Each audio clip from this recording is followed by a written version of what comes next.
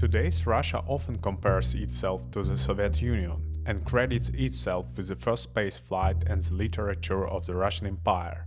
It may seem that today Russia has nothing to be proud of, and this is not far from the truth. This is a country that lives in previous centuries and sees its future in returning to the past.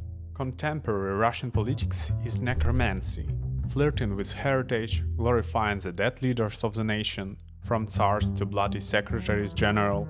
Russia dances around the slogan "We can do it again," reminding us of the Soviet Union's victory over Nazi Germany. But at the same time, it keeps silent about the fact that without the allies and the Lend-Lease from the United States, this victory might not have happened. We can do it again, and Russian politics in general, as a remembrance of the great past, are attempts by the Russian Federation to become a great power, not a new technological and developed state, but a mixture of the Russian Empire and Soviet Union. However, there is a nuance. Russia has never been great. There are empires that have obviously left a mark on history, such as the Roman Empire, which was one of the first to introduce a professional army, build roads and bridges, give the world Roman numerals, Roman literature, and majestic examples of architecture. And Roman art became the basis for the world's art for millennia. Rome as a state existed for about 2000 years, while the Russian Empire lasted for about 300 years, leaving a trail of destruction. Russia is obviously not a third Rome. The same world literary education is impossible without Virgil or Plato, and at the same time it can do without Dostoevsky or Tolstoy, around whom Russia has been trying to create an inflated cult for centuries. By the way, Russian literature is not welcoming but full of death. For example, there is a children's fairy tale about the hut on chicken legs. This hut is an ancient Slavic coffin in which people were buried in extreme cold, and Baba Yaga, who lives in this hut, is a symbol of the dead who accompanies the young people to the afterlife. In world folklore beliefs, there is always a place for images of death. But unlike Russia, other nations have symbols of rebirth and renewal. In Russia, literature is focused on admiring of necromancy. The plot of one of the most famous Russian novels, Dostoevsky's Crime and Punishment, is centered on a brutal murder.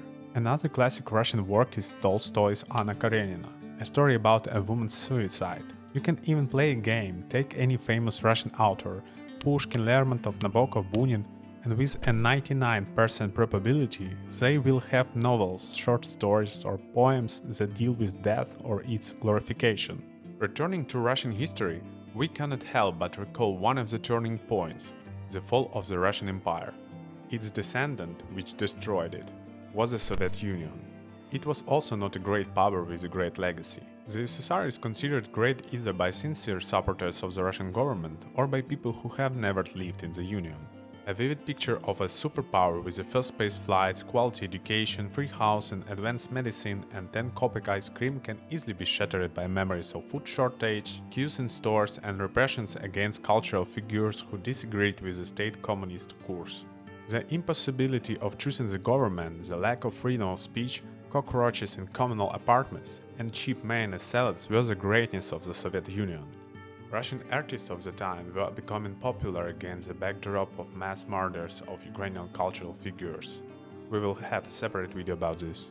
After less than 100 years of existence, the USSR predictably collapsed as a state, leaving a ruined economy, Khrushchevkas, and oligarchy. After the tumultuous 90s, a then relatively young Vladimir Putin came to power, and he decided to combine the beautiful images of the greatness of the empire and the Union.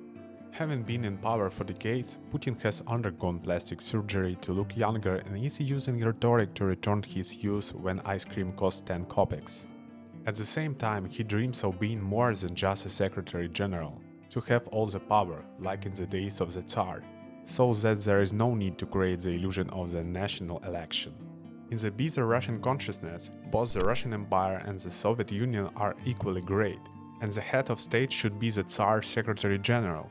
In this quasi-state there is never any opposition, the Tsar is always good and the boyars are always bad. Any unpopular decision is a responsibility of Putin's entourage, or Ukraine, the US, the EU, LGBT, NATO, etc. He must remain a great image. an eternal immortal president who leads the country to a brighter past. It's noteworthy that the USSR replaced the Russian Empire, and Vladimir Lenin, who had a hand in the collapse of the empire, became another dead holy symbol of Russians. There are huge queues to the mausoleum with Lenin's body, and none of the hundreds and thousands of people in these queues have any questions about why the embalmed corpse of the former leader is not buried and why it has been kept in the tomb for 100 years. The closer the dead are to the Russians, the better off they are. Putin once spoke in favor of preserving Lenin's remains, saying, "Many people associate their own lives with the name of Lenin. For them, burying Lenin would mean that they worshipped false values, set themselves false goals, and that their lives were wasted." This outrage even united Russia MP Medinsky, who called the preservation of the body's remains a senseless, pagan and necrophiliac mission. However, the body still lies there, and crowds come to it to stand next to the dead and nostalgize for the cool life they once had. The Russian people have been listening to tales of a glorious past for so long that they have come to believe that things were better before. How do you get people to remember the terrible times with a nostalgia so that they dream of returning? Here's the recipe. Engage a powerful propaganda machine, take some advantages, the same cheap ice cream and Soviet doctor sausage, and add a generous portion of pride in the past. Victory in World War II, grandfathers fighting, superpower, space exploration. Also find an external enemy, preferably one with a common history. In this case, the ideal enemy was Ukraine, a country whose statehood and culture Russia has been trying to conquer for hundreds of years, and if it fails again, to destroy.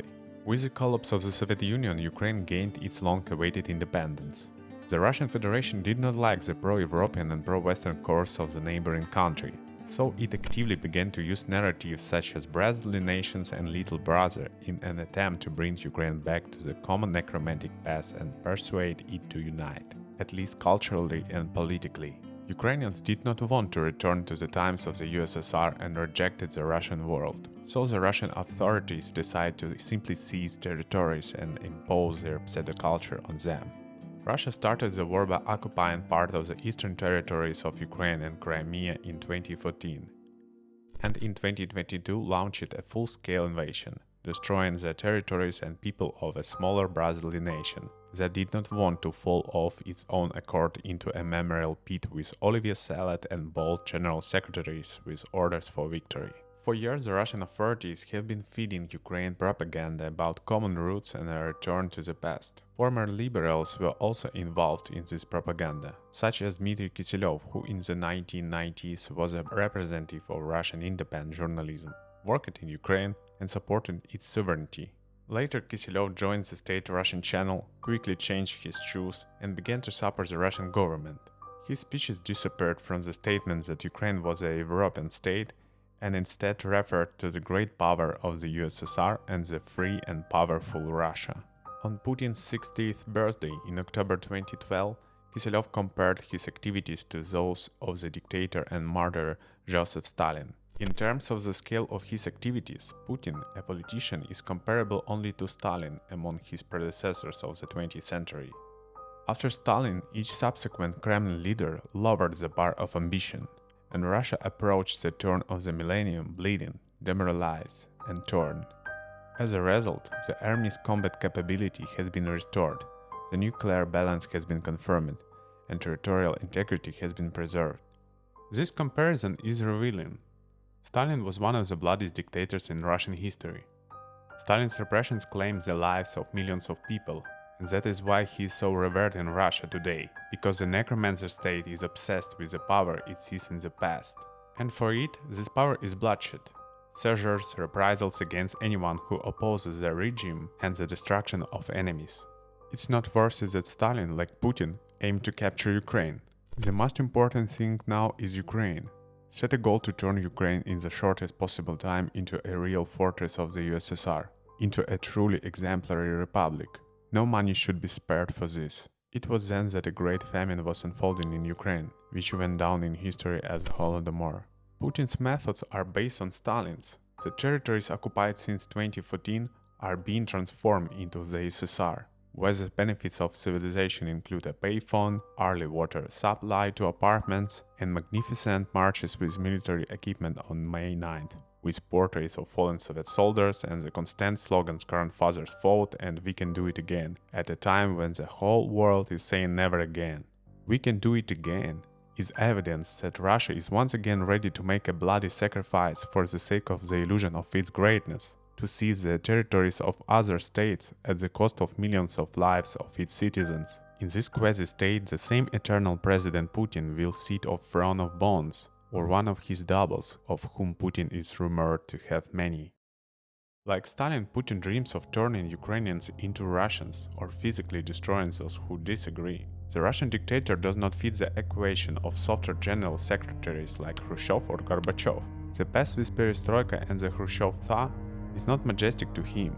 Since the Tsarist era, the madman Ivan the Terrible has been canonized in Russia. He was an ideal great leader for Russia. At the age of 13, he gave the first order to kill a boyar, and during his several years in power, he physically killed between 4 and 20,000 people. Two soft tsars such as Alexander II, who was neither bloody nor crazy, and who also released the serfs, have been forgotten. Peter the Great remains somewhere on the periphery of history. He seems to have expanded the country by seizing territories, but at the same time he opposed outdated values and supported progress. In other words, he was not a fan of necromancy, which is not a good image for a terrorist state. By the way, Russians like to depict murderers and tyrants on icons to worship dead saints. Icons are more actively protected than the lives of Russian soldiers. For Russia, dead prophets are always more important, and there is nothing more pleasant for Putin's babushkas than to kiss an icon of, say, the last Tsar of the Russian Empire, Nicholas II, with tears of remembrance. A large part of the population believes that he was a saint. Similarly, the mad prophet under Nicholas, Grigory Rasputin, has become a cult figure in modern Russia. According to legend, Rasputin was assassinated many times, but he survived and then died heroically for a long time, and that is why he went down in history as someone who deserves to remain on icons, and as a glorious image of the past, a dead prophet, a symbol of dead state. In addition, his surname is consonant with Putin's, symbolic necrorealism, isn't it? Similarly, the icons also feature the murderer Stalin, the same man who destroyed churches throughout the Soviet Union and organized religious persecution. His greatness and cultivation grew in parallel with the number of his victims. Among the civilian population, about 40 million died or were killed in camps during Stalin's reign. Stalin was as bloody as Hitler, if not more so. By the way, after the outbreak of a full-scale war with Ukraine, Putin was increasingly compared to Hitler and called Putler. However, Putin himself, of course, avoids these comparisons, instead labeling Ukraine Nazi Germany and proclaiming that he is fighting Nazism. Even the war he started, Putin lives in the past, where he is Joseph Stalin against the Nazis. Although Russia is imitating Nazi Germany in its methods, unhealthy revanchism, and the desire for the former greatness, claims of returning historically their territories, symbolism elevated to a cult instead of the swastika, the letter Z, genocide in the occupied territories. Public events with the Russian president's participation are attended by half mummies, ancient figures like him, wearing jackets from the time of their grandfather Hufa. At these conferences, the self-proclaimed Russian Tsar proves once again that he is not of this world. He tells jokes and considers the 600 Mercedes, which became outdated in the late 90s, an indicator of wealth. Putin's entourage, not counting his relatively young mistresses, are the same old puppet politicians like Dmitry Medvedev, who plays the role of bad boyar to the Tsar with the phrase, "There's just no money, but you take care." One of Putin's most ardent fans is the Babushka Squads, more officially known as Putin Squads, a social movement consisting mainly of retired women. If we imagine Russia from the dreams of Putin, his henchmen, and true Russian patriots, it will be a country with two central cities, symbolic Moscow, the capital of the Soviet Union, and St. Petersburg, the capital of the Russian Empire, in which at least some manifestations of civilization will be concentrated. Around them will be the provinces, abandoned regions from which it will be possible only to collect tribute and have cheap labor coming to work. It will be a country of eternal May 9th parade, with Soviet vehicles wrapped in St. George's ribbons. Portraits of dead grandfathers, coffins with these grandfathers rolling in the head through the main squares of cities, and memories of past greatness. In this parade, there are troops of Putin's babushkas, pensioners with icons of Stalin and Tsar Nicholas, prayers for Putin on their lips, and priests kissing the relics of saints and rubbing a kilogram gold cross under their cassocks. Priests are revered in Russia as a necromantic strata, given that the church is completely subordinate to the state and supports Putin, who is for them God, Son of God, and Holy Spirit at the same time. Therefore, Russia in Putin's dreams is impossible without Patriarch Kirill, who blesses the death of the Russians in Ukraine, God's slaves, and grave digging contests. Yes, they do exist in Russia. These dug graves will be very useful. They will form endless cemeteries of those killed in the wars unleashed by Russia. Help for the relatives of these dead means a certificate of honor or an order, a few thousand rubles, and assurances that their husband, brother, son died not because the Russian government needed the seas foreign territories, but for a holy cause. Of course, where without Putin, who is exactly what Russia needs, mysterious, unlike the unpleasantly lively Yeltsin, at the same time close to the people with his unfunny body jokes, and just as far from the average understatable pensioner Petrovich from Omsk or Vorkuta. This is what Russia should be in the imagination of its authorities. But wait, this is already modern Russia, a state that is forever stuck in the past, among the ghosts of dead tsars and general secretaries, in a delusion of glory that did not exist, does not exist, and will not exist.